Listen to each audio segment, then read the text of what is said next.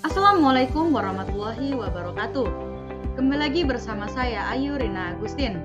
Dalam video kali ini saya akan membahas tentang ragam dialog, yaitu dialog berbasis perintah tunggal, dialog berbasis bahasa pemrograman, dan sistem menu. Yang pertama adalah definisi ragam dialog, yaitu sebuah interaksi di antara user dan sistem komputer dengan menyesuaikan kaidah, yaitu kaidah sematik dan pragmatis, agar informasi yang diberikan dapat diterima. Proses pengambilan dan pemberian informasi inilah yang disebut dengan ragam dialog. Proses tersebut dengan maksud untuk menyajikan dan mendiskusikan berbagai teknik dialog yang ada, dan untuk mengidentifikasikan beberapa kekuatan dan kelemahan dari setiap teknik dialog yang akan disajikan. Terdapat beberapa dialog dalam perancangan antarmuka dan aspek terpenting dalam mengoperasikan program aplikasi adalah aspek keramahan dengan pengguna sehingga pengguna lebih nyaman. Selanjutnya yaitu kriteria ragam dialog. Setiap ragam dialog harus memenuhi beberapa kriteria. Di antaranya yaitu yang pertama adalah inisiatif. Adanya inisiatif mampu memberikan penentuan dari keseluruhan ragam komunikasi yang berasal dari dialog yang sembarang sehingga dapat disesuaikan dengan kriteria pengguna yang dipilih. Sering dijumpai dua tipe inisiatif yang dipakai oleh komputer, yaitu inisiatif komputer dan pengguna.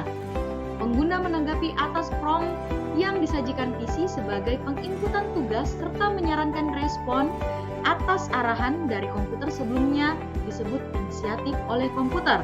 Contoh, yes atau no. Sebaliknya, pemikiran inovasi user memiliki banyak watak yang lebih terbuka lebar dan mampu menanggapi banyaknya perintah, disesuaikan dengan buku acuan yang diberikan, contohnya command line. Yang kedua adalah keluasan. Sistem dapat menanggapi tujuannya dalam beberapa langkah, bukan memberikan serangkaian tugas saja untuk mencapai hasil yang sama. Kemampuan beradaptasi dan penyesuaian harus dimiliki oleh pengguna karena menjadi unsur penting agar luas. Keluasan berasal dari kesempatan yang ditunjukkan ke pengguna dan memperluas tampilan sistem dan dengan kebutuhan mereka. Yang ketiga, kompleksitas. Penjelasan di atas menjelaskan pembayaran dari keluasan yang dibutuhkan pengguna seiring meningkatnya kompleksitas implementasi. Manfaat tidak lagi ada ketika kita membuat sesuatu yang melebihi kapasitas dan kebutuhan, sehingga implementasinya lebih sulit. Dengan mengelompokkan dan melakukan penerapan bentuk yang dibutuhkan user pada sistem dapat dicapai dengan memakai hierarki atau ortogonitas atau keduanya. Struktur tugas berdasarkan karakteristik bebas disebut ortogonalitas. Yang keempat adalah kekuatan. Untuk pengukuran kriteria ini menggunakan jumlah dari pekerjaan yang mampu dilakukan oleh sistem dalam menanggapi setiap perintah yang diberikan oleh pengguna. Yang kelima, beban informasi. Fokusan ini meliputi pada acara menyajikan informasi yang diambil dari hasil komputer kepada pengguna. Untuk melihat informasi yang disampaikan memiliki daya guna dan ragam dialog yang berisi kandungan beban informasi diselaraskan sama user. Terdapat beberapa pengelompokan dari ragam dialog. Ada 9 kategori dalam kelompok ragam dialog interaksi di antaranya. Yang pertama adalah dialog berbasis perintah tunggal atau command line dialog. Dapat dikatakan merupakan ragam yang paling konvensional. Bahasa perintah harus dirancang sedemikian rupa sehingga mereka mempunyai sifat alamiah, yakni mudah dipelajari dan diingat oleh kebanyakan pengguna. Meskipun bersifat buatan, bahasa buatan ini tetap mempunyai struktur leksikal, sintaksis, dan semantik tertentu. Contohnya adalah DOS atau dir, delete, format, copy, dan lain-lain, dan Unix atau Linux, yaitu ls, v, do, password, dan lain-lain. Perintah DOS dibagi menjadi dua. Yang pertama yaitu internal command, dan yang kedua adalah external command.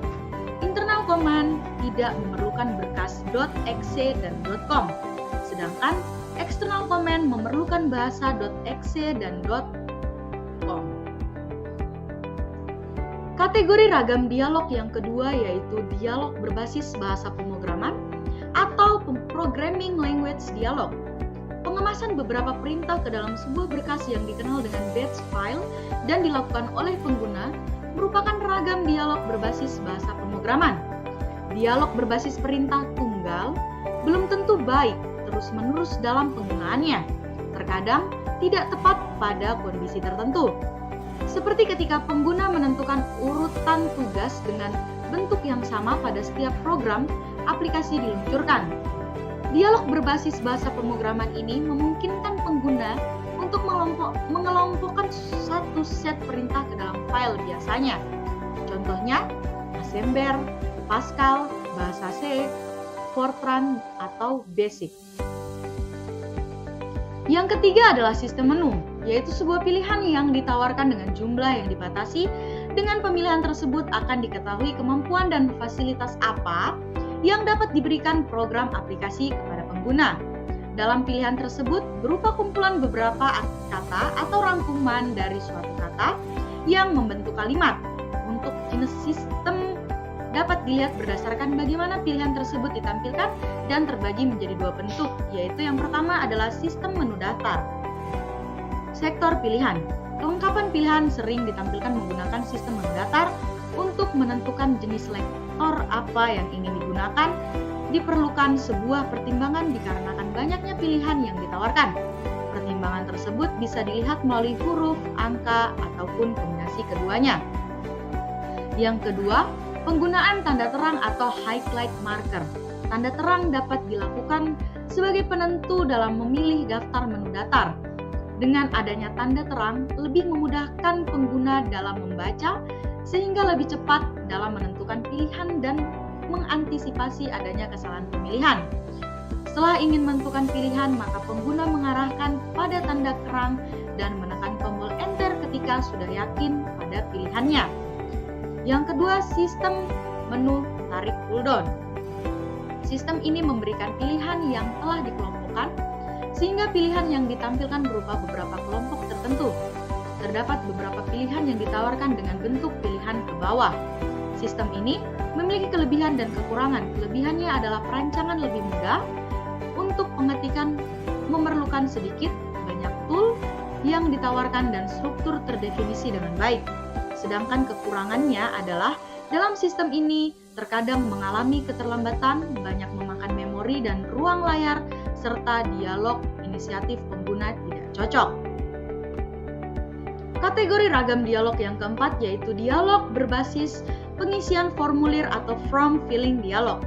Dalam dialog ini memiliki isian opsi yang telah ditentukan sebelumnya, lalu dilakukan pengisian data. Tampilan formulir ini ditujukan kepada pengguna untuk memberikan jawaban pada formulir yang telah ditampilkan di layar. Semuanya telah diurutkan pada layar dan telah disediakan bagian-bagian yang kosong untuk diisi oleh pengguna. Selain itu, sebelum pembuatan ini diperlukan perancangan yang matang agar kolom yang tersedia benar dan terdapat juga fasilitas perbaikan dalam dialog ini. Yang kelima adalah dialog berbasis bahasa alami atau Natural Language Interface. Instruksi yang dipakai dalam dialog berbasis perintah tunggal memiliki keterbatasan sintaksis. User dapat membagikan tugasnya dengan bahasa yang alami dan kata yang digunakan lebih mudah dicerna pikiran manusia. Bahasa sehari-hari bisa digunakan semacam display all dalam the base. Selanjutnya adalah antarmuka berbasis icon. Searah ketika pemakaian simbol serta isyarat kehidupan kita tiap hari. Antarmuka kerap menggunakan tanda-tanda ini untuk menunjukkan user atas kalian serta sarana yang dipunyai oleh suatu program aplikasi.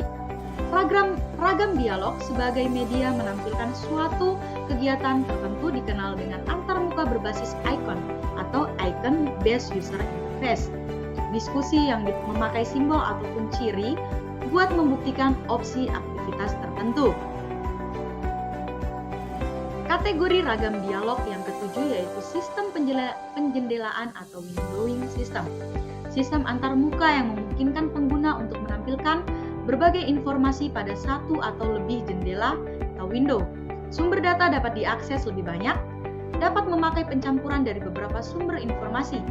kendali bebas atau sejumlah program. Jenis-jenis jendela atau window, yang pertama adalah jendela TTY. Tipe ini termasuk dengan model yang paling sederhana di mana tampilan jendela ini hampir sama apa adanya tampilan dari jendela TTY. Bagian dari jendela ini memiliki fasilitas dalam pemindahan halaman yang dapat dilakukan secara langsung.